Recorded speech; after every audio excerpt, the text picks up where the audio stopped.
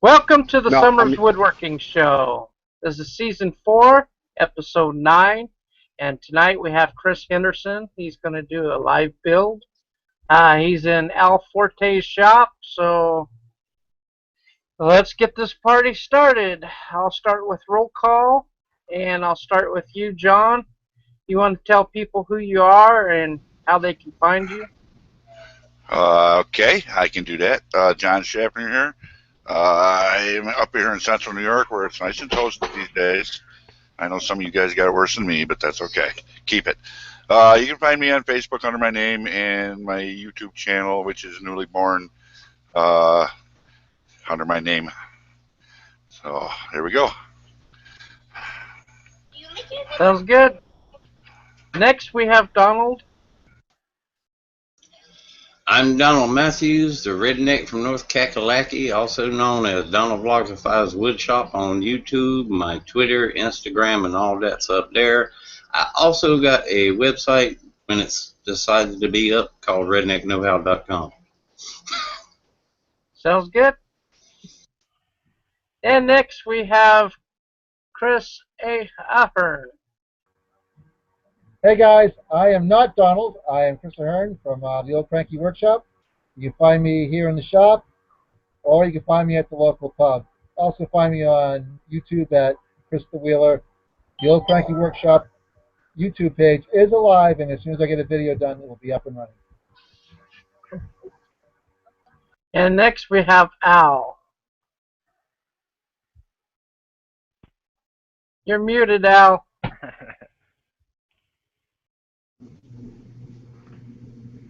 All right, let's try this again. All right, let's try this again. Sorry about that. I'm trying to see how this works on my phone. I'm Al Forte, Odessa Woodworking, on Al Forte's Odessa Woodworking on YouTube and Odessa Woodworking on Facebook. Come see us. Come like us. I don't know how long I'll be staying, but I don't know. I need to check my ribs out there again, so. Anyway, I'm just going to watch. Listen. Okay, sounds good. And now the man of the hour, Chris Henderson. You want to tell people how they can get a hold of you? Currently, right now, I'm on CH Pallet Works on Facebook. I will be doing some videos on YouTube, get my channel set up and everything. Currently, I don't have one. Well, I have one, but I don't have anything posted, if that makes any sense. So for now, Facebook is the place. You send me a message, I'll respond within minutes. And again, it's actually C.H.Palletworks, and Palletworks all one word. Okay, sounds good. So what do you got for us tonight? All right. I'm building an Adirondack chair. What I got here is currently partially built. I wanted to get through some of the other steps so I could figure out the goods and bads to it all. So what we got here, this is the base, this is your seat. I went ahead and put these planks on. There's 5 planks. I got the whole list here of what it would take, and I can't take full credit for this. Anna White, if y'all look at her, she has a whole site and everything up. She has a lot of plans for many different things. I took some of her dimensions, but not really, because on the sides here, the stringers, which is your main legs, hers are 1x8. I did 1x5, no, yeah, 1x5.5, I think is what it is. But as I was saying, the planks here for the seat they're 1x4, 21 inches, which comes out to like a 3/4 by 3.5 is what these come out to. One thing I did not do, and I know it's you guys, wood glue. I didn't put any on this, and I should have glued down every plank to the stringers. On my back part here, this is going to be the back seat part, sits up right here. I did go ahead and do that. It's also 5 planks. These are 30.5 inches was what they were long, but I went ahead and cut down. I don't know if y'all can see the pattern. I can with the bandsaw, kind of angled it in. I just free-handed the drawings and everything on it. The armrests here for this, let me find it here. These are 1x4 by 25.5. I didn't do anything fancy on here. I should have. You know, you can come in, cut out whichever little designs, things like that on there. But for the sake of time, video, all that, I didn't do it, and I should have. And then these are the arm supports, which I've already pre-assembled because these were a pain in the rear. This here is your arm support, which is what arm rest. If I can get everything out of the way here, which is what the arm rest is going to sit on top. If y'all can't see what I'm doing, please let me know. About like that. And so this is another part of the support bracket here. What I did, I came in with the bandsaw, just cut out an angle off of one of these, freehand on that one, got the other piece for this one, and just copied the pattern onto it, bandsaw, cut it down. Everything has been more or less pre-sanded. With these chairs, I mean, the sky's the limit as far as imagination, design, pattern, however you want to do it, you know. And I just went with the basic Adirondack chair, straight planks, straight, you know, everything on there. So, with that being said, if y'all are ready, I'll go ahead and finish assembling from this point on. Like I said, I'm not using wood glue, which I should have.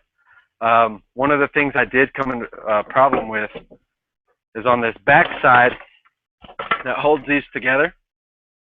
Got a 2x2, another 1x6, I believe is what it was, and then a 1x4, and it's supposed to be 19.5 inches long on these. Well, with pallets, a lot of people that are scared to use pallets or shy away from pallets, they'd rather have brand new good wood straight out of Home Depot's little stock of stuff they have. The pallets tend to warp and twist and everything, and that's one thing you got to look at is to find the shape you want, but also try to find as straight as you can possibly get with it, you know. And one thing I didn't, and you'll see here shortly on one of my arm supports, I believe it is this side. This one's actually pretty twisted here.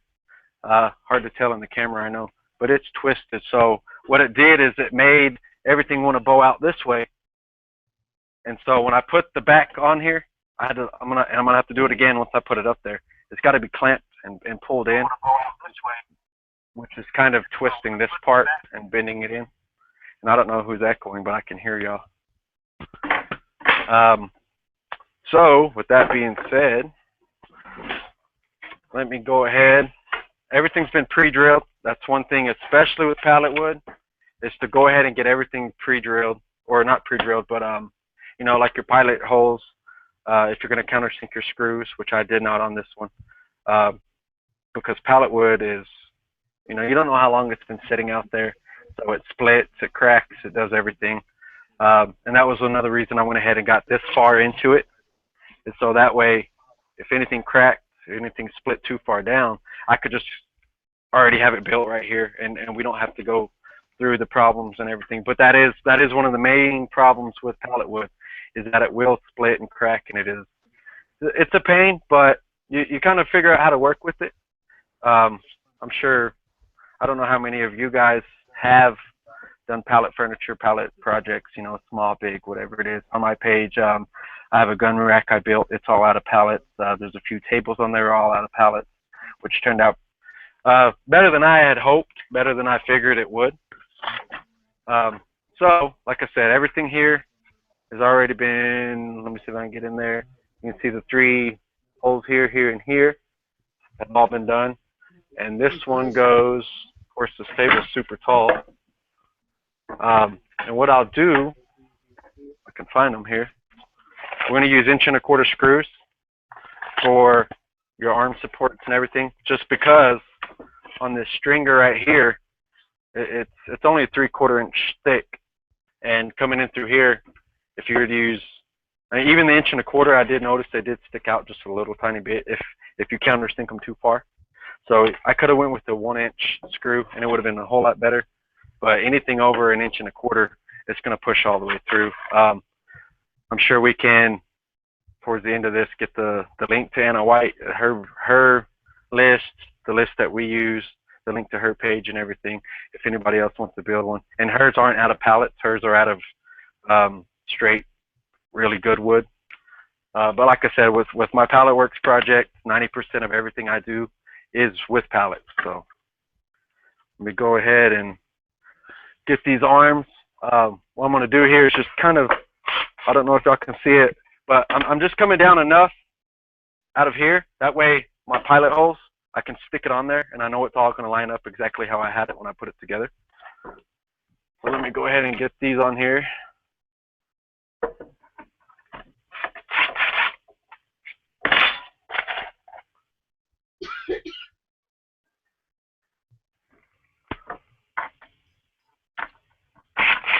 Chris said that your Al said he'd come out and help you.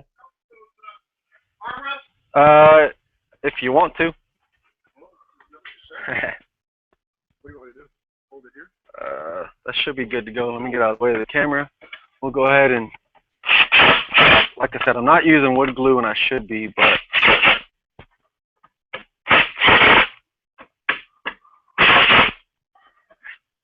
there we go. That's down there. We'll flip it over to this other side. Don't let Al fool you. He just wanted to walk by and smell them ribs again. Hey, Donald! Hey, guys. I'm in 2 places. Did you hear? Could you hear what he said, Al? No, I can't hear. Yeah, see, I got my headpiece on. He didn't hear all that. He said, don't let you fool me that you just wanted to walk by and smell your ribs again. Yeah, we've got that coming up, folks. A rib show session.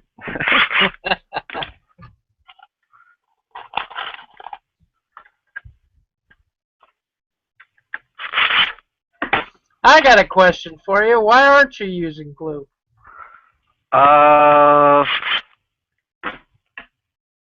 Good question.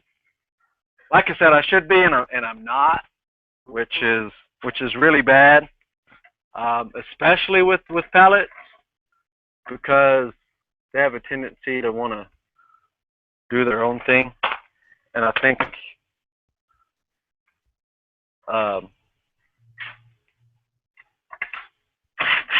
and I was actually going to, I just totally forgot.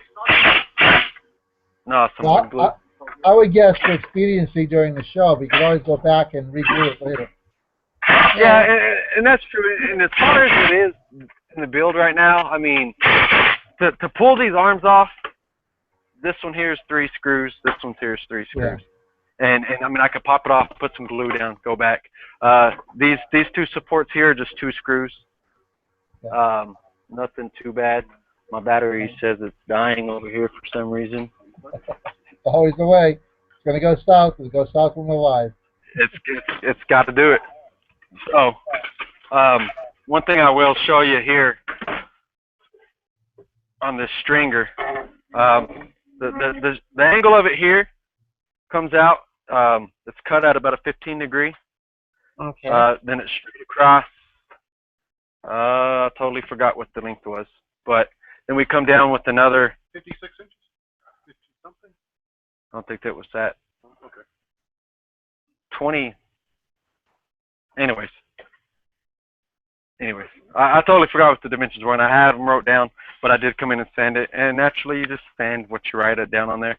Then I got this angle cut, and then this one here, and this was actually supposed to be 15 degree angle, but like I said, I didn't want to go with the 1x8 like the original plan said, so everything was smaller here, so the angles, the dimensions, everything were where it's like 1.25 inches, I believe 1.25 inches difference. And all I did is just kind of come in and cut the angles out and you know, adjust it a little bit to where it would sit flush, to where there's no rocking. And so you can see that it's not real wobbly or anything like that. Everything pretty much lines up flush. Katie was going, why is he drilling over his head? How can he see what he's doing? Well, I'm almost 6 foot tall, so I mean, I Scott could. goes, he needs a ladder. I do. Mr. Forte's table's pretty tall over here, so. But it's fine, and like I said, I'm 6 foot tall. The table's pretty tall, but I can more or less see what's going on. That's gonna come all the way down, right into here. Let me get And I'm not going to say what Chris said. I can only imagine. Chris Martin, that is. All right. Size matters. I'm gonna come down. This top piece here, this back apron's gonna sit flush with your stringer. I'm not sure how good y'all can see that.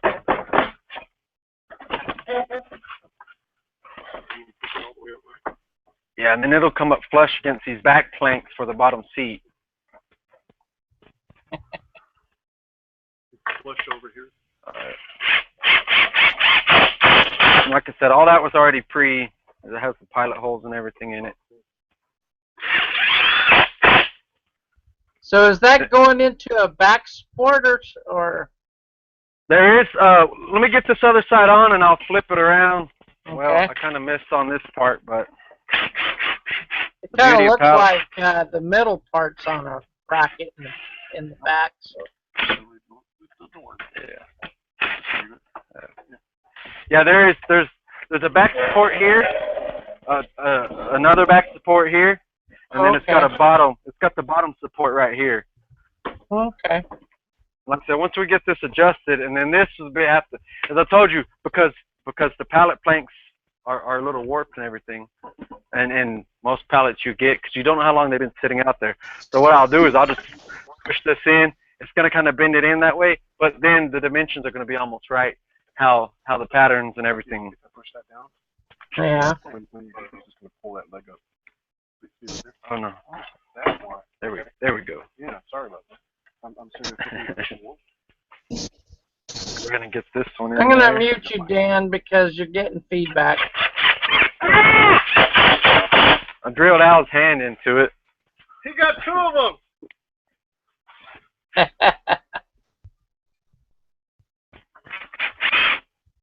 missed on it. It's not angling out right. Oh well, that'll be all right. You fix it later. We'll fix it later. Fix it later. All right, and then like I said on here, you know, due to the warping and everything, and I thought I actually had it pretty straight. For some reason, it's not quite coming up how It looks like it's short because of the legs.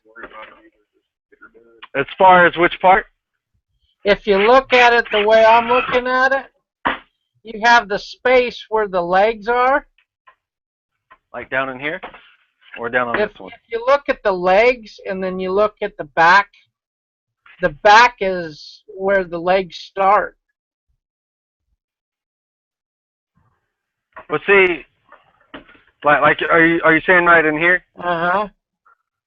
And that's kind of how it is, how the plans start. I mean, and we came down a little bit off here because it was supposed to be flush. So that's probably why it feels like it's warped a little bit. Exactly. And now, see, if that back support was notched to where it is straddling the legs, I think it would be more straight. Like on the outside here? Mm-hmm.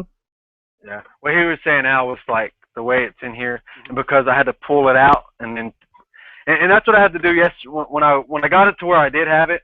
Like it was, everything was pretty square, but it like the 19.5 inches that this is,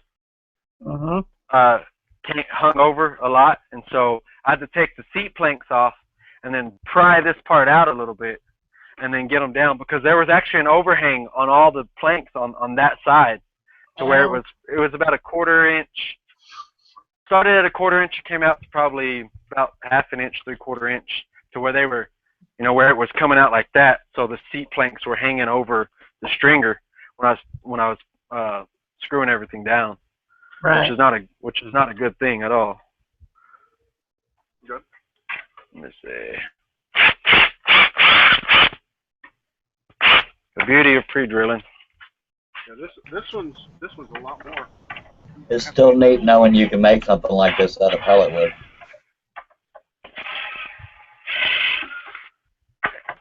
And you know, what got me really into it was when we lived in South Carolina, my brother and I, we made a lemonade stand out of pallets for my niece. And then I actually built a playhouse for my kids and his kids out of bamboo. And I'm like, you know what? For these little things that are just easy, readily available to be able to build stuff, there's no reason you can't build full-on furniture, chairs, seats, what have you, out of pallets, you know. And pallets, I mean, are readily available, free. Some people will say, here, come and get everything you want. Others will be like, well, don't take these, don't take those. A lot of the blue ones, one thing Al and I were talking about was the different kinds of pallets. You know, you got your heat treated, and then you got your chemically treated ones. And a lot of people just go start grabbing pallets and not look at the markings and everything. Where you get those chemically treated ones and you start cutting on them, sawing into them, the dust, everything's going to mess you up. And even with these, pallets sitting out in the heat, sitting out there, they get mold, all kinds of stuff on them that can make you sick. And that's one thing people have to look out for when working with pallets, you know. It. See, what if I could just clamp it? Which way? See, this is the part I was saying where it was twisted. Good enough. As long as it goes in there, it'll be all right.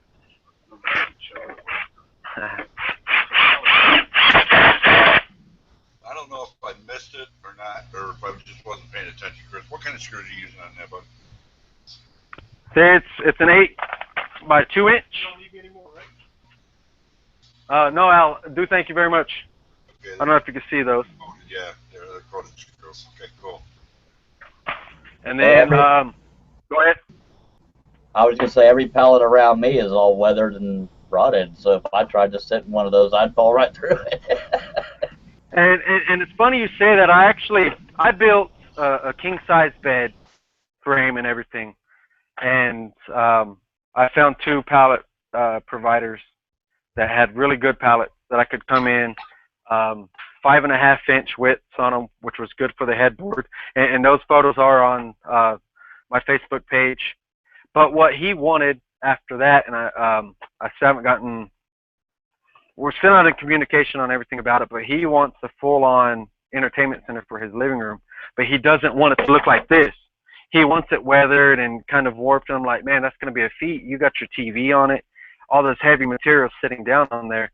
But he does want the weathered ones and planks and all that on there. And I'm just kind of like, well, I can make it happen, but it's going to take a little more work, a little more time, things like that, you know. Yeah, maybe you can get away with doing the supporting part of it in the newer looking wood, and then just hide it with the weathered wood. I love the rustic look, but yeah, that'd be a problem. Right. And see, on that bed, the main support, being the length, you know, a king size bed's like almost 80 inches. I actually did go out and buy some 2x4s. And so your outside frame that come this way, and the middle one were they weren't pallets. They were 2x4s I bought, cut them to size.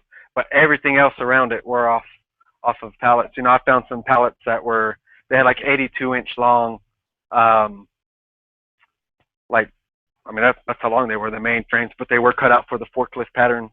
I don't think I have any handy here, but those forklift pieces, they come out so the forks can go in there are about 9, I think they're right at 8.5, 9 inches cut, and that's one of the tables I built.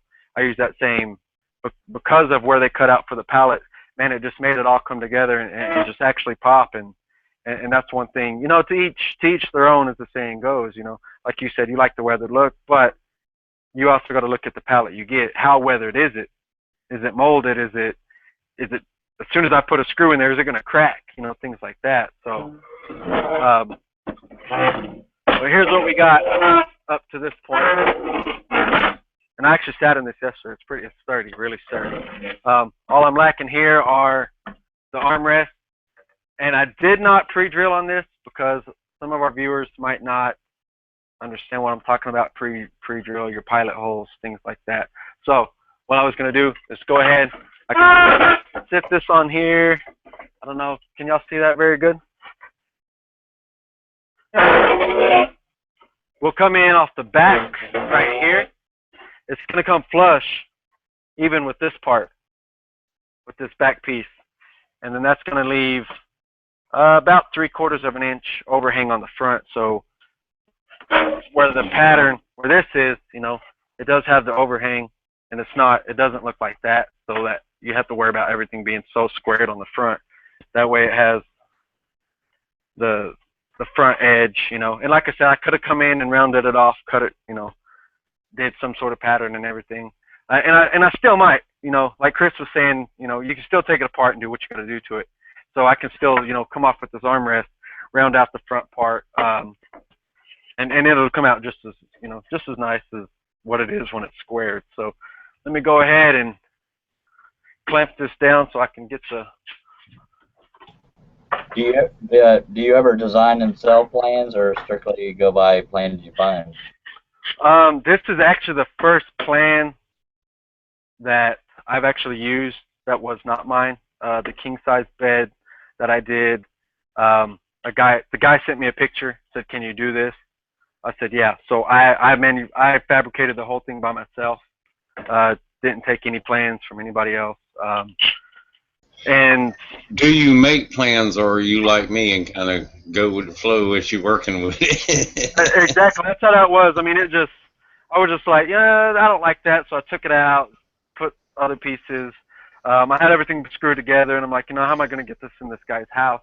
So I took it all apart again, started drilling holes. I was running some, like all thread screws. I custom cut those to fit that exact bed with nuts and everything on it. So that way I could hand it to him and say, here you go. Here's the assembly instructions.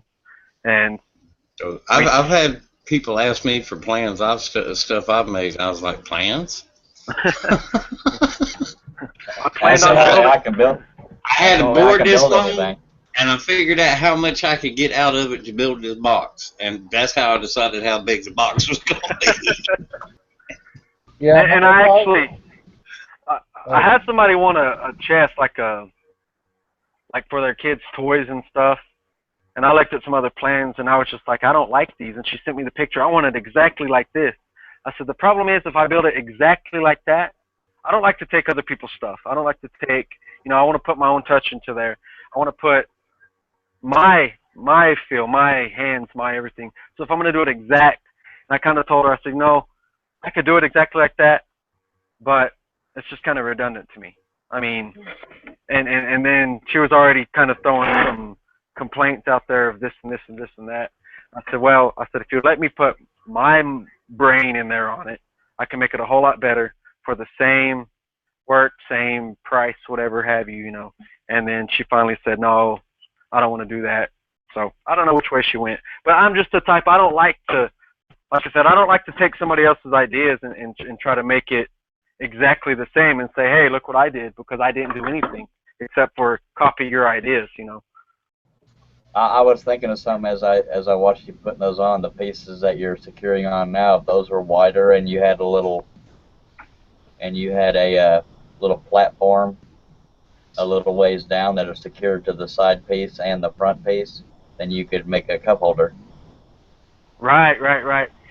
And that's one thing I thought of afterwards, after I cut everything, was with these, like you said, you can come out wider this way. You can put your design. You can put a cup holder. You can do so much with this basic design. I mean, you can come in. One thing I was thinking last night, I could actually come in with these with the seat slat, put them on another slat on their own, put a hinge on the back, and all this space right here, you could turn that into storage to where this seat could lift up, and then you could store stuff down in there, close it back down, you know. And that's the beauty of this design. There's so much space under here. There's so much more you can actually do to it than just have a seat, you know. like you said, a cup holder, whatever you want on there, and it would be so much. I mean, so much more design to it.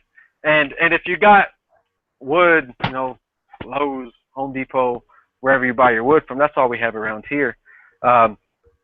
You could actually do so much more, because when you get pallet wood, like I said, it's warped. You're not going to find straight. I mean, how long are you going to want to go out and hunt down a straight piece of wood off of a pallet, you know? And I'm the type, I'll get it, I'll make it work for what I got to do, make it still look good, make it look nice, and then go on to the next project. I wonder if anybody's made one foldable. Kind of like maybe kind of like one of those reclining chairs at the swimming pool or something. Just to where it folds and you can carry it. I don't know if you'd call it foldable, but Braxton made one of those Boy Scout chairs that just kind of crossed each other. Oh yeah, I remember that. Yeah. Yeah, That one had. mine aren't foldable, but my design so the back comes off, and it makes it easy to store them in the off season. I put them in the house for the winter. They stack on top of each other. The back stack up in a separate spot, so they take up less space for storage. Okay. What when he you was put the back on, they still look the same, almost exactly like you're doing there. well, what he was saying about hinging the seat portion, you could get away with Hey guys. Chris, you might need to mute Right. somebody. Am I echoing? No, I don't know. If you hinge that seat, you have enough room down there. If you put some kind of container, you could have a cooler under the seat. Hey, that's very true. Very good idea too. And it just hit me like when I was done last night. I was just like, man, so much you could do under here. And cooler, I didn't even think about that. I just figured, you know, some storage space. Put a and that's cooler the under there. heck, he called it. He called it. You know.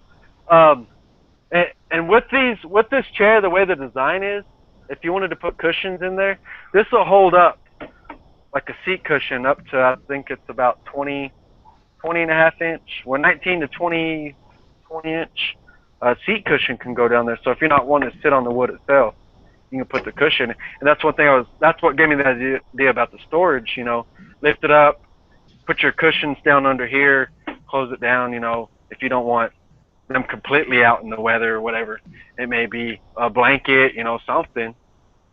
Well, Hey Chris, with that seat part, where your legs fold over, is it kind of rounded or is it flat?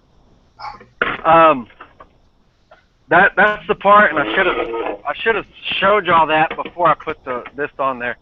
It comes up this way, and then it does angle about 15 degrees. So it does angle? Okay. So it comes up and then it cuts that way. So this top plank has a little bit of an angle, but then it completely slides all the way back. well, that saying how low it angles, you may not be able to get a cooler under there, so you just have to come up with a little styrofoam box or something. Does it hold the drink you want to drink at that moment? That's what matters. What you do is you build a box to adjust for the angle and all that, and then spray some of that clear seal or whatever it is that comes in the can in it.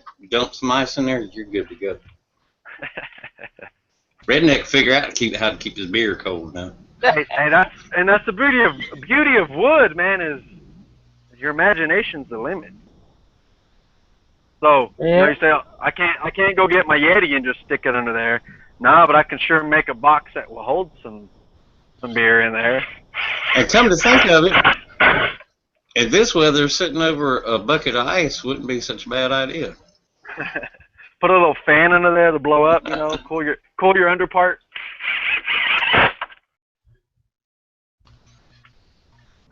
Cool your underparts. That's redneck. That's a redneck motto right there. Cool your underparts. Cool your under part is what I say.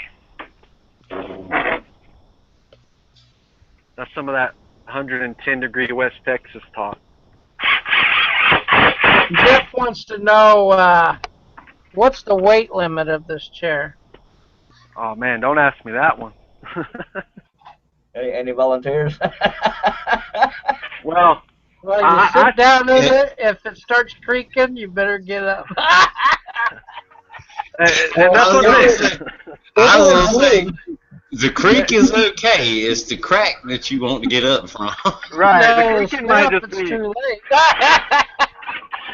Hey, If it was glued, it could hold a bit more. I was about to say, with no glue on it, I don't know.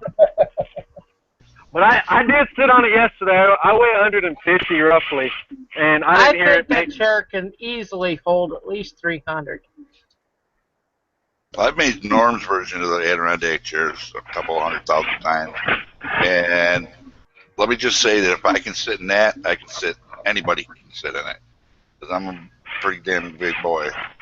Now, I would say if it was a little bit thicker of wood, I think it could handle easily up to 600 pounds. And see, that's with this leg right here, man. If you wanted to come in with like a 2x4, and then there's your stringer part, or 2x4, man, then that thing's going to be as sturdy can get. Oh, yeah. Because, I mean, these are, even though it does have this much, I believe it's, well, I got a tape measure right here. You got about 10 inches right here before it touches this piece, before it's connected to the stringer itself, you know. And that's 10 inches of not even 3/4 inch wood, I mean, and there's not really much play into it, you know. And it's pretty solid. Like I said, I weigh 150. I'm a small guy, but I sat in it yesterday and it didn't even creak, didn't make a noise, and that's with no glue. And the back, I had the back clamped down with just these 2 clamps I had, and I couldn't budge it. So now that it's all together, and if there was glue on there, I'm sure this thing could hold 300-400 pounds easily. Al's over here echoing. There could be about 80 chairs, and I'd be the one that picks the one chair that falls apart. It always happens. That one screw will be missing, and it'll just crumble under you, huh? Yeah. I was going to say 150 ain't no test for my family. I'm probably one of the smallest guys in mine, so. And honestly, I mean, that's it. Total from cutting everything took me maybe 30 minutes. Of course, Al had already had all the planks cut down. And what I use to cut my pallets, you'll see a lot of people pry bars and doing crazy stuff. And I just get a Sawzall, reciprocating saw, whatever you want to call it, and just go down where the pallet is. Like, let's say this was the pallet part and this is that top plank. Just go in there with the with your saw blade and just cut out the nails. You come in there and just kind of tap them out, and they'll come out easy. So you're not fighting that whole entire pallet nail, because it's got spirals on it, almost like a screw at the same time as the nail, you know. And that's what a lot of people, you'll see them prying on it, cracking the wood, and they just give up, you know. And so just come in there with the saws, I'll cut the nails out. Your planks are still perfect condition. Well, I say perfect. However they were before you started trying to take it apart, that's how they're still going to be, without all the cracking and splitting and everything on there. That's what I did when I was trying to hold on to all of them. I'd cut it through there and then just punch out the nail heads with a nail punch and all that. Or if you're not worried about how long you want them, you can just run along with a skill saw or a jigsaw along that 2x4 and. Right there on that, right on the edge of it, like you're saying, it just comes straight down with there. And I've done that. If you actually look on my page, this past Christmas, I did some pallet Christmas trees. And that's what I did. You just come in from the top point. I just got a 2x4, made that a fence for the saw. Just come in and cut it, and never had to worry about a single nail. And man, those turned out actually pretty good. But there again, there's sometimes you want this board that extra inch or so. Yeah. If you look on my page, there's a table. It's like a maroon. The tabletop's a red mahogany, and then the legs are turquoise. And I was gonna go in there, and I started cutting it just down the side. I'm like, man, hold on, remeasure. Like, man, I need 2 of these little pieces right here to be a little bit longer, and I'd already cut them. I'm like, yeah, so I just went ahead, just cut all the nails out, knocked them out, kind of filled in some of the holes, sanded it up, man, and it turned out pretty good. Well, I know it depends on where you live, but if somebody wanted to make one of those, or if you wanted to sell one, what would you sell it for? Me personally, I would probably do a set for about maybe 75. I'd do 2 of them and do them for about 75. Each or for the pair? For the pair is how I would do it. I'm not greedy, so. I am. I know. I'm not Scott knocking anybody. wants to know, will you be applying a finish? What I'm going to do is probably paint it. Actually, I want to take this back part off, and I'm going to get the X-carve, and I'm going to do a Celtic, or Celtic, I call it Celtic, but a Celtic heart knot right here on the back part. Just kind of inset it maybe 1/4 of an inch. And I think I'll come we had a debate. It was Celtic, huh? I've always called it Celtic. It's Celtic. Yeah, My please, family- please don't call it a Celtic knot around Chris. Yeah, Celtic is the basketball team. Exactly. My dad's side of the family all are Irish, Celtic. That's the real everything. Up the rebels. I would say Pog Mahoin, but I can't tell any of y'all that. So Google it. That's all I gotta say. Well, dang it! Somebody look it up. One of us might be offended. Yes, a lot of people probably would, but I'm not telling any of y'all that. I'm not saying it to y'all. Just be careful Googling anything that starts about P-U-G. No, this would be P-O-G. P-O-G, that too. P-O-G-M-O-T-H-O-I-N. Google that. That's Any the of best. any of them P words can lead you into trouble. How did I get here? Oh, yeah, that's your story and you're sticking to it, huh? Or did one of I y'all don't know how Google it? I was scrolling. I was searching YouTube videos. I was looking at a guy surfing. How did I end up where I'm at now?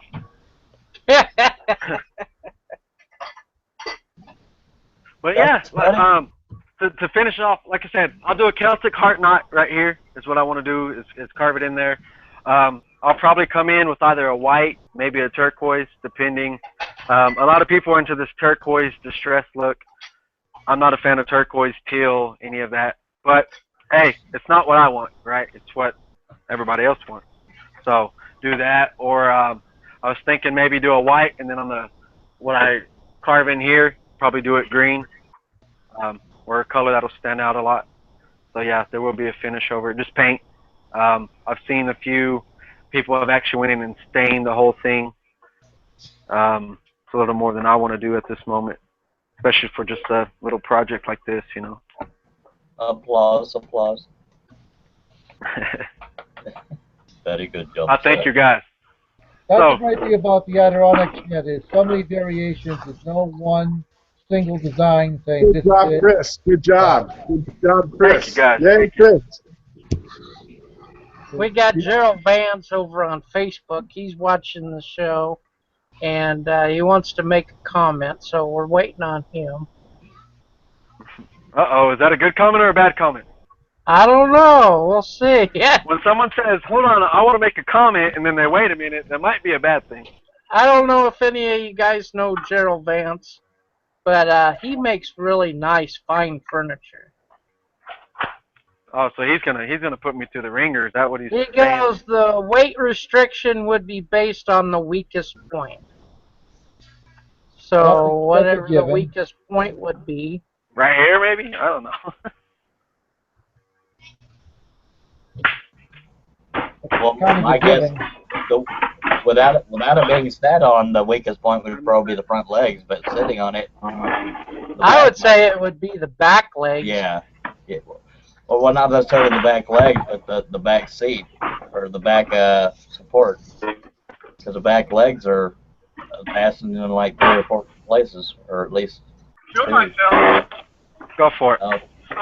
Okay, Gerald's going. Hey, if you're gonna mess up, do it live. That's right. But look, Right, yeah. There we go. See, that would have been YouTube gold if it had crashed. No. if it would have just crashed out there, man. Gerald went goes. viral in seconds. Al, through into the ingrain. Al, don't wear any shorter shorts when you do that. I like that cup holder thing. Hey, he said, Al, don't wear any shorter shorts next time you do that.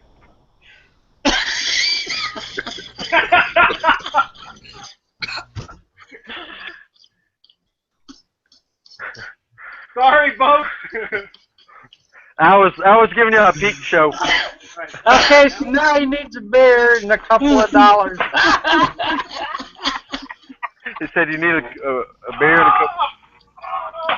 You see how quick he got out of that chair? He flew into the wall over there too, hit the air conditioner and everything. Gerald says it's a nice build, so you got his approval. Appreciate it. Thank you very much. Very good, sir. Hey, I appreciate all you guys, man. Y'all are inspirations to me, especially I'm probably the youngest guy here and the newest to all of this, so. I'm battling for the ugliest, so. Well, I tell you what, Palletwood's been my friend for many years, so. You got me beat, Charles. You ain't even deny that. Yeah, he's the winner. Dang, nabbit. Anybody else watching? You got any questions?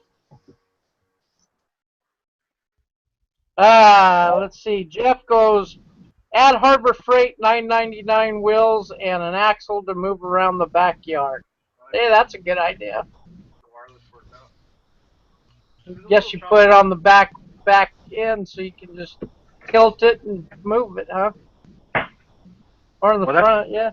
That's how Al has a lot of his tools. He's got the little casters down there with the little wood and rolls everything around. Tell him that it's actually so high because there's a deal down there that.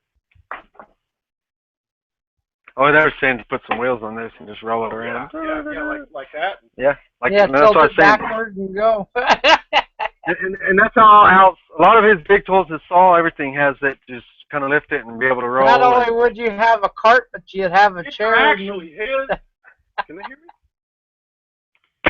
I think you'd want to use those big balloon tires that they put on dollies. Nah, not casters. I don't think casters would move too well in the yard. I'd be afraid of those front legs sticking in the dirt. No offense to the build, but yeah, some way to widen the front or put some kind of little platform under the front.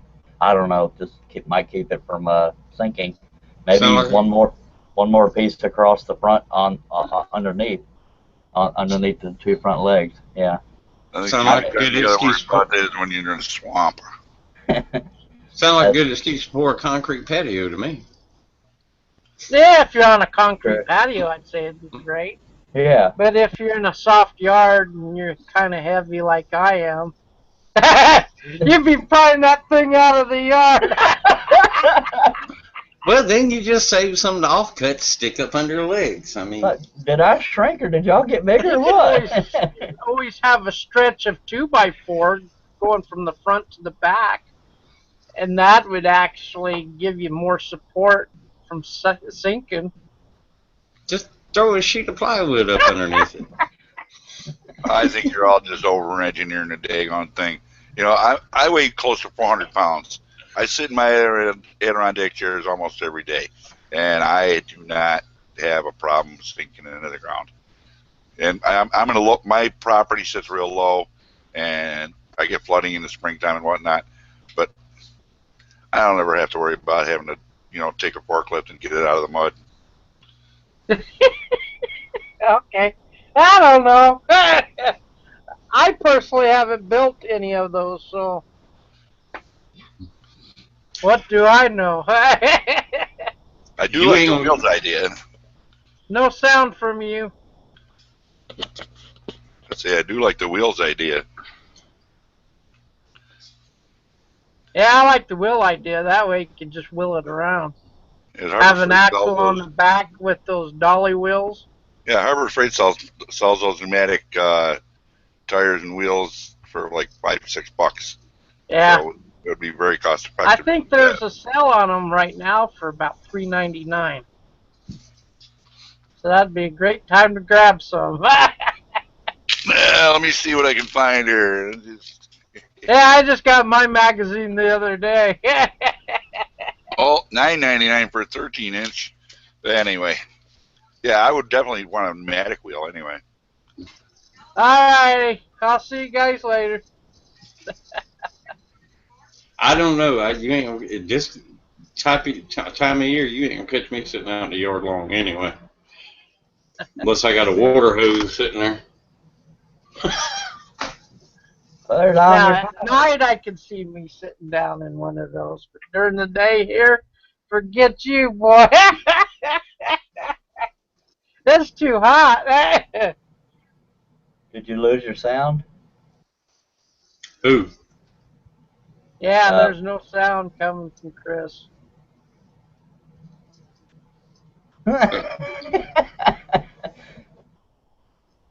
Unplug the Bluetooth. Bluetooth diet.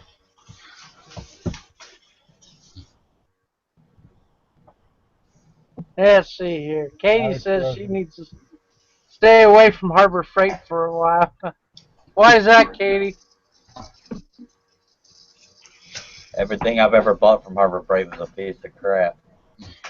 I don't know. I've had good luck there. There's certain things I won't buy, like hand tools, and soft metal wrenches and stuff. The only thing that I don't like from Harbor Freight is the clamps. Yeah, the clamps suck. Yeah. Even though they break, you call them up, they send you new ones, no problem. Right. Can you hear me now? But, you know, just Yes, we can hear they you. break all the time. But I got a lathe from them. I got 2 lathes from them. I've had nothing but success. I got a drill press from them, which I have no problem. I got a miter saw from them, no problem. Actually, I like that miter saw. And Did you get the compound one? With all I got the 12-inch those? double There's one- compound slider. Al has that same one sitting right over there, and it's great. I actually have a lathe, the big long lathe. I don't know if y'all can see it. Yep. Now you're gonna have problems with that lathe though after a while I haven't used it much. I made some. because as big as it the is. bars on it, the bars weaken after a while. That's why I went with the cast iron. I haven't done anything major on there. I turned a bowl, which exploded on me. Ha! There was a Charles knot, doesn't know and anything about exploding bowls, do you, Charles? he says no, but I think his face says different. You gotta watch that edge, bud. You gotta watch it every time. I'm just now healing up from when mine blew up, but it didn't blow up. It just the tenon cracked and it slung off the front of it and skidded across my hand, and I was bloody as holy heck. But mine went into about 20 pieces, and it just went everywhere. And it really went like where my face is. It goes around me. And my brother at the time was standing there, and the one went right past his face. And he said, "What was that?" I said, "The ball just exploded." And I haven't gotten that far yet. I started to turn a bowl, and I went to Me go in. neither. Went to go in to try and hollow it out, and it started skipping a little bit, and that's all I needed to know. Man, my lathe sat on my bench for what, 3 or 4 months after I bought it, and I was like, I was scared to use it. well, after that thing injured me, I was afraid to not afraid to use it, but I was I seen stuff fly off those. I seen the injuries. I was like, God, I don't want nothing to fly at me. I don't know nothing about this.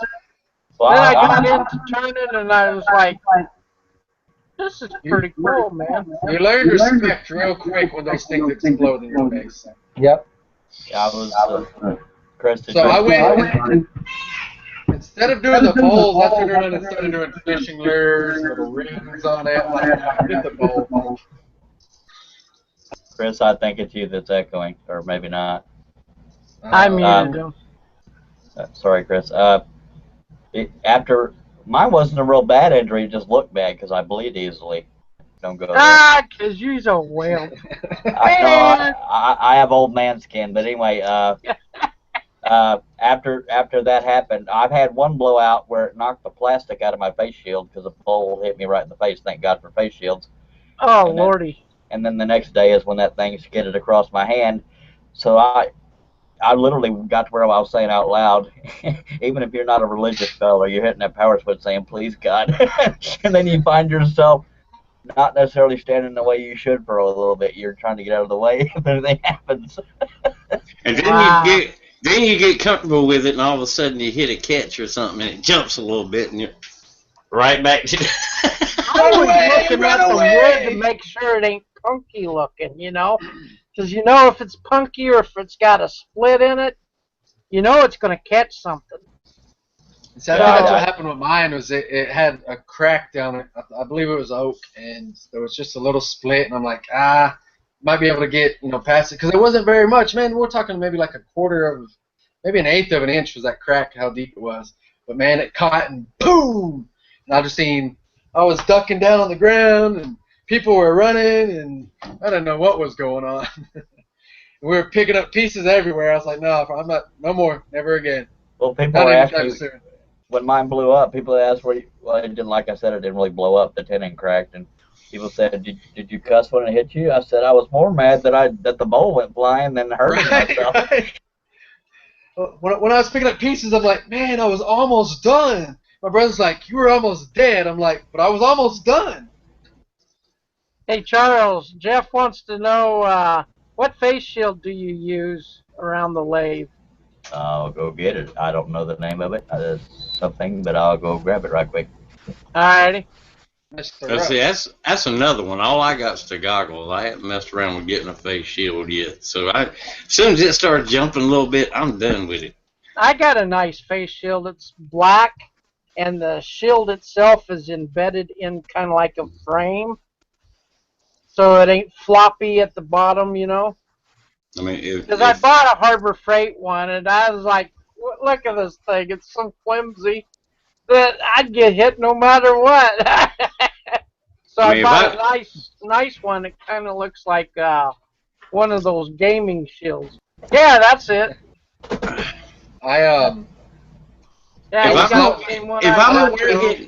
If I'm gonna get busted in the face with a piece of wood, I won't be able to at least have gotten a kiss from his wife. It hit you so hard it knocked the plastic out, huh? Yeah. Holy cow. Did y'all ever see my video where I did the scroll saw vase I did a vase made on a scroll saw? I have not. Oh yeah, the scroll saw vase. Yeah. Nobody watches your channel, yeah, Charles. That one. Now I remember. Well, the reason why I brought that up is I figured, maybe I could use less wood if I do the scroll saw method and then clean it up with a lathe, and I tried that, and this is where I've gotten. But if you look closely, it blew off. Right. Well, hey, you know what's good about those cracks though?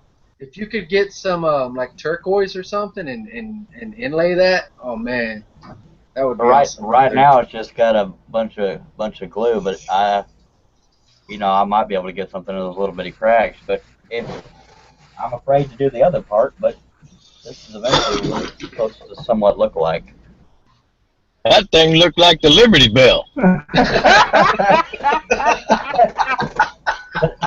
But that's the thing about that aromatic cedar anyway. It's just very brittle, and I knew that going in. But oh yeah, man, that's crazy. But I tell you what, if you ever get it done, and where you're putting a finish on it, I ain't found nothing yet that gets a prettier finish on it. I think what you're probably doing is going too fast, Charles. No, it's just because it was the. I don't have a lot of breakouts. I mean, or blowouts. It's you just hear about the ones I have. Yeah, but cedar's such a soft wood, and you're using it in a chuck where the chuck compresses, and with that soft wood, it's going to end up giving out. Yeah, it wasn't going too fast. It was because of the wood. It was the wood being so brittle. But the thing about the scroll saw method is that you're using one little circle, and then you can get all the layers. I think what you could do, Charles, is if you glue that onto a piece of hardwood, yeah, and then turn it. So are Are you coming in with the scroll saw like at a 20-degree angle and just letting it Well, kind of fall through itself? If the wood is 1/2 inch thick and you want 1/2 inch wide rings, it would be a 45-degree angle on the scroll saw. And then you're just letting it kind of fall down through itself, right, to where it can't come apart. Yeah. Yeah, and you use glue and all that crap, but not to plug myself, but if you go to my channel, Charles Deering Scroll on YouTube. Well, just to show you, Charles Deering Scroll on YouTube, and or you could just type in make a vase out of a scroll saw, and it's one of my most popular videos back when I think I've actually seen it. That's why I was asking, because I do remember seeing, I believe it was yours where you're coming in, and that's why I was asking if that's the one where you just kind of let the layers fall down. Yeah. Charles, I think I found the problem. If you're using glue and all that crap, it ain't gonna work because you're not supposed to mix the crap in with the glue.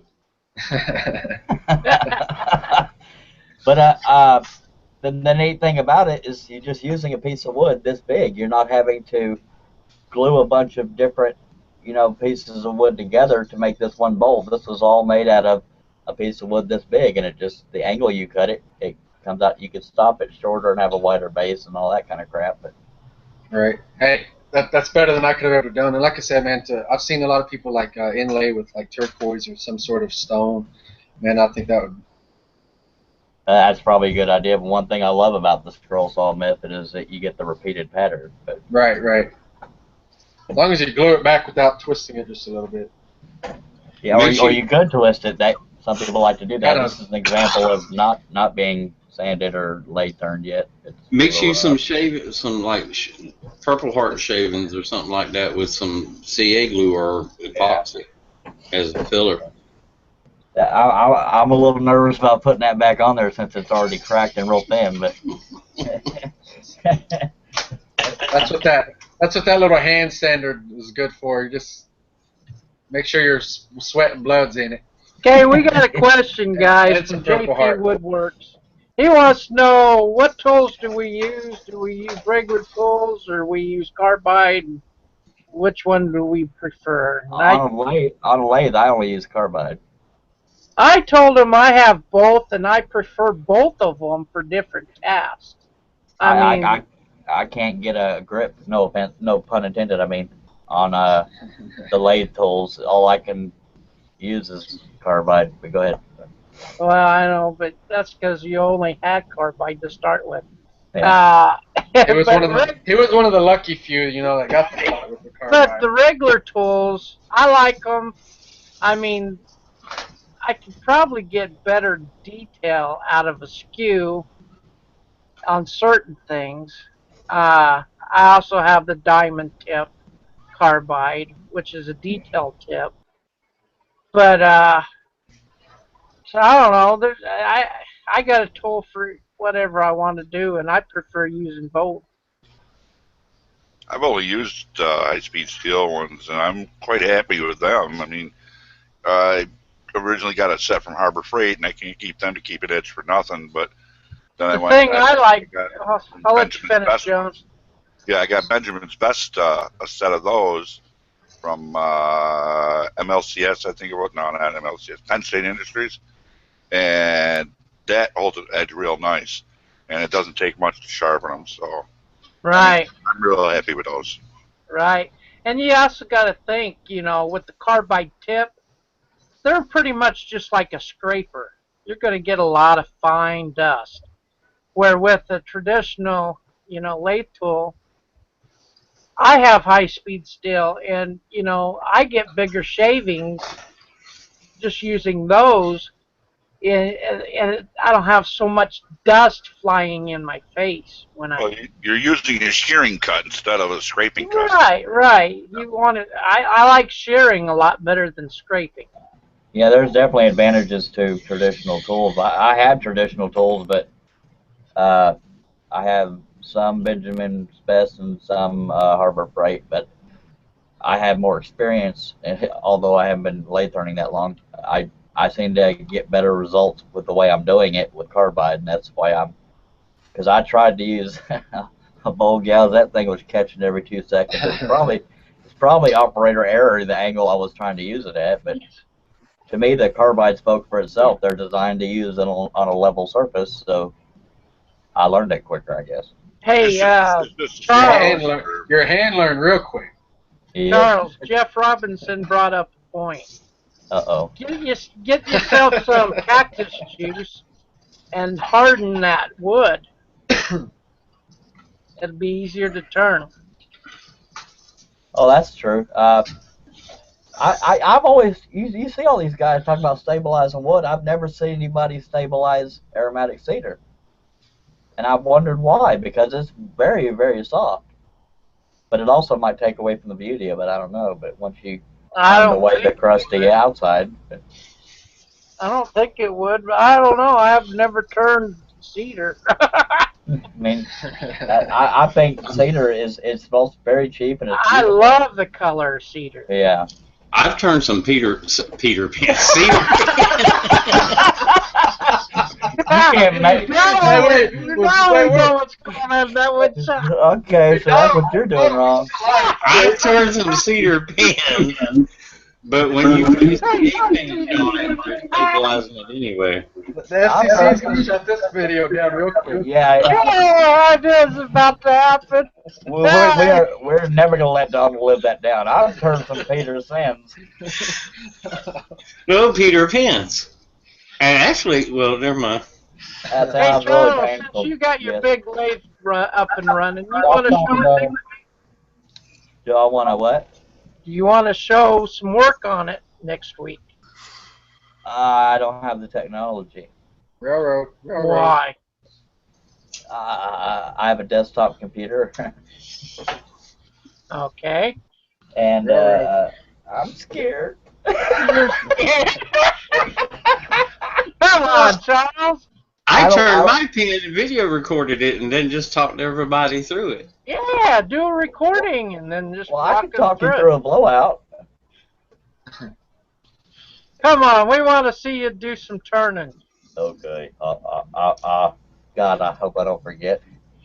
I'll remind you, man. We'll remind you all week long. Yes, indeed. Yeah, me and John, we'll pick on you. I'll tell you right now, anybody listening there or that's going to watch, I am not a teacher of it because I'm still learning it. I would just say this is how I do it, so I will probably do a live edge bolt. Well, that's all any of us do anyway. This is how I do it. We're all just learning as we go. Well, I know. I just didn't want anybody to think, oh, Charles is I've going been to be on doing here. this for 30 years, and I'm still learning every day. Well, I just meant it for the sake of the viewers. I didn't want them thinking that I'm some kind of know-it-all. Hey, when Al... Hey, nobody's paying you. When Al was going to stay on that seat... You're not getting a sponsor out of the deal. I know, we got an echo, so I can't hear what's going on. Chris is echoing. Not me. Yes, you. It's always you. Mute you. Well, Just for a second, Chris. No, Okay, you're not getting sponsored. You're not getting paid. Well, no, I know this. What I'm saying is I don't want, a lot of times when you see somebody on a show showing something. And if anybody knows Charles, they... Well, there's inspiration to come back. No, I just don't want anybody thinking that I'm... As far as scroll saw work, I would say you're a professional. But Thank we you. all Thank you know very you much. just started out with the lathe. And your journey as a beginner is going to help other people that are beginning or are yet to begin the struggles that you go through. That's how we all learn. Yeah, I'm not whining. I'm just saying I hope nobody thinks that I plan on being here to teach you how to do it. I'm just going to show how I do it. And I'm pretty sure if any lathe turners are watching, they say, holy crap, I can't believe this guy even got it that far. Well, if they give you critique on how to do it, take it as a learning experience. I figured this way. Where did his finger go? If you can't finish the project on, if you turn it and something happens, it goes from a how-to video to a don't do it my way video. Yeah, just like Al said, if Charles can do it, we know we can do it.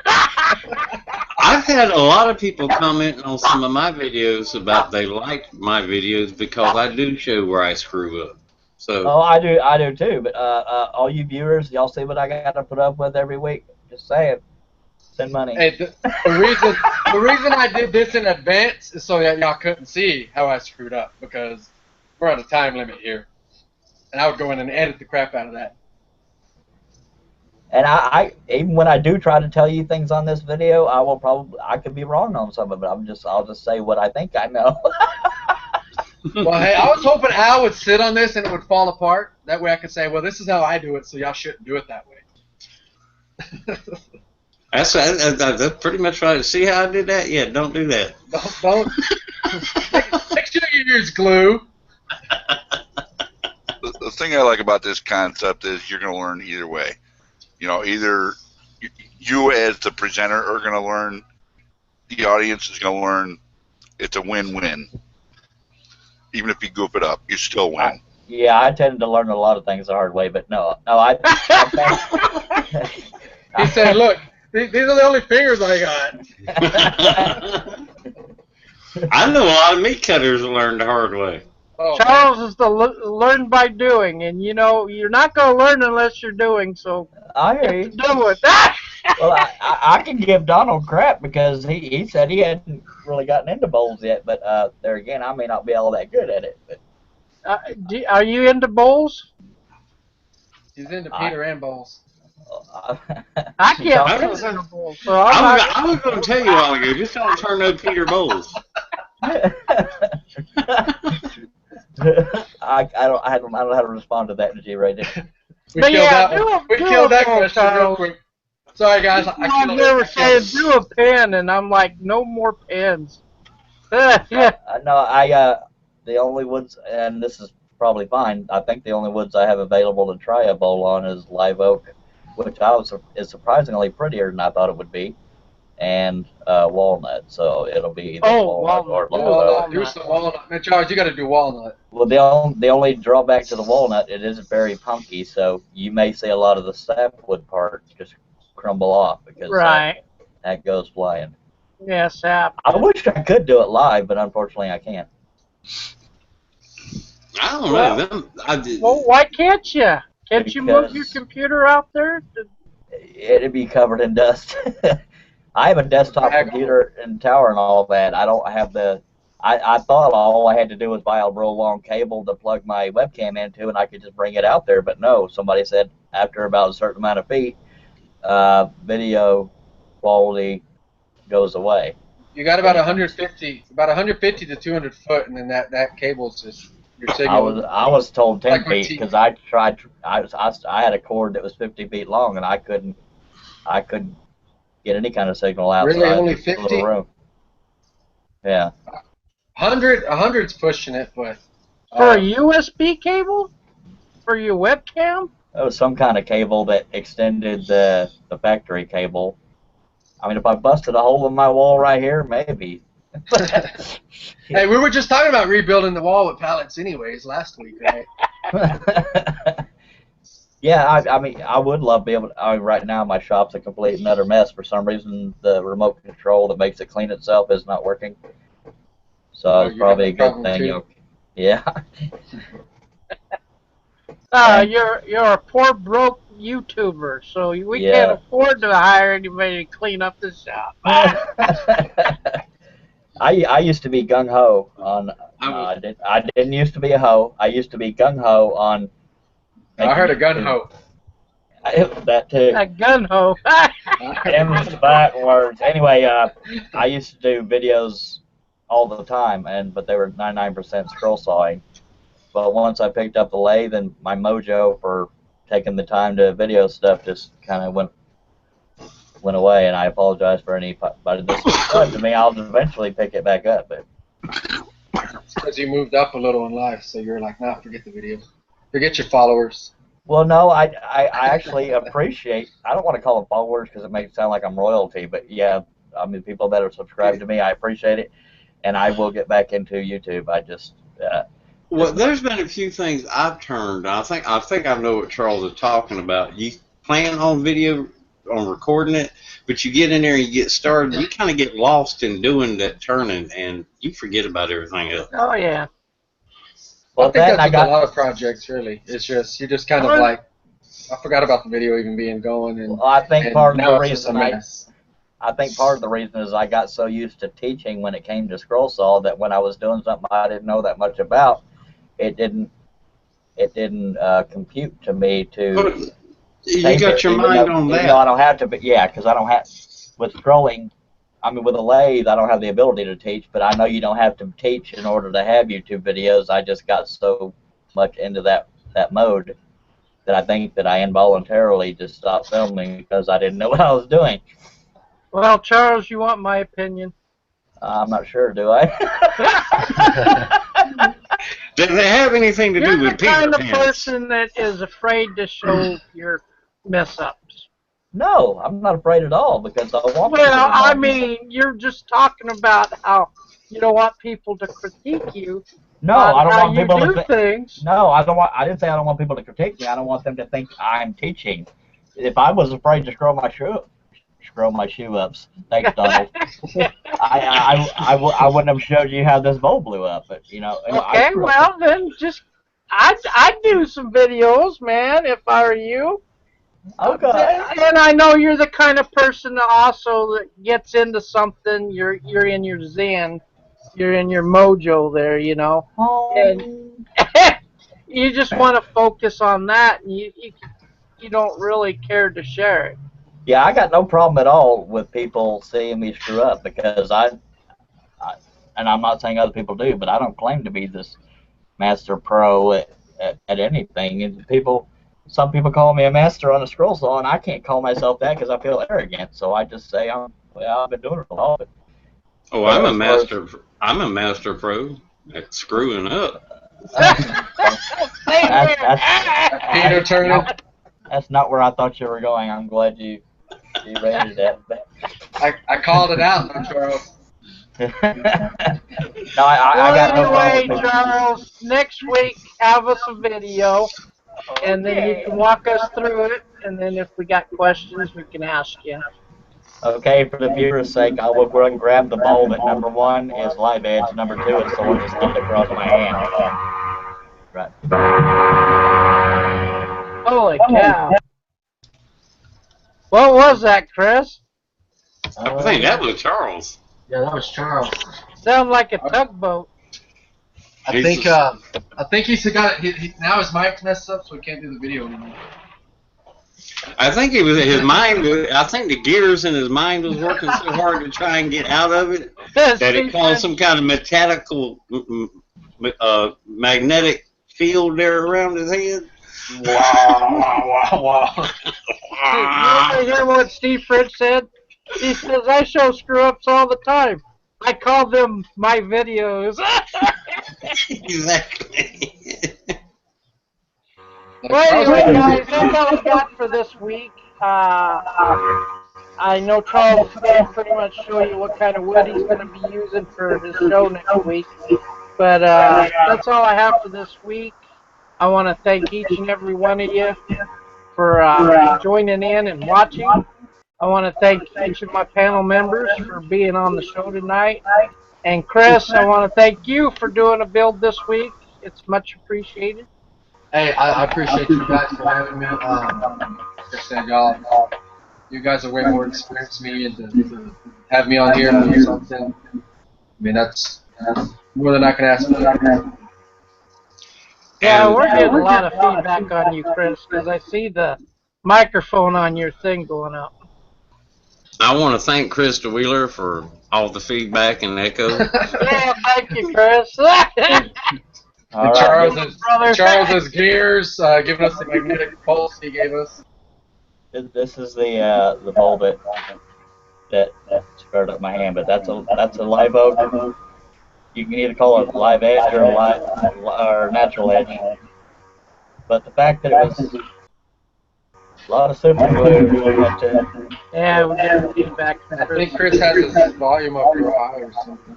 Actually, it's way down, but I'll adjust it. I don't know what it is. But I did not know live oak had this coloring, so I was pleasantly surprised with that. But this is the type of bowl I will be doing, not necessarily live oak. Well, that's a big old crack in there. Anyway. Inlay. Yeah, I've experimented with that. Just to show real quick 2 other things. This is walnut. Man, that's Yeah, beautiful. that's pretty. Again, this is my latest one, aromatic cedar and walnut. Okay. The one thing I Well, have not that learned to looks do yet. cool. Thank you. One thing I haven't learned to do yet is to get these tenons off. Oh, did you watch the show that Peter Brown made? Yeah, just the one about the donut thingy. Yeah. Yeah, I That'd think be a great that way might. to do those ends. Yeah, that's what I'm thinking. I know there's ways you can put like a waist block, blah blah blah, And you know the put best on thing about it is, Charles? That bull ain't gonna come out and kiss you.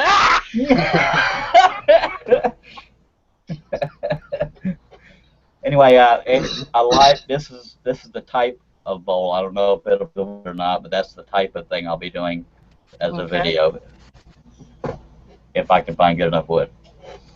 Okay. It'll either be live oak or walnut because that's the only logs I have. Alrighty. Well, that's all we got for this show. Hope to see you guys next weekend. And until then, stay safe, happy woodworking, and we'll see y'all later.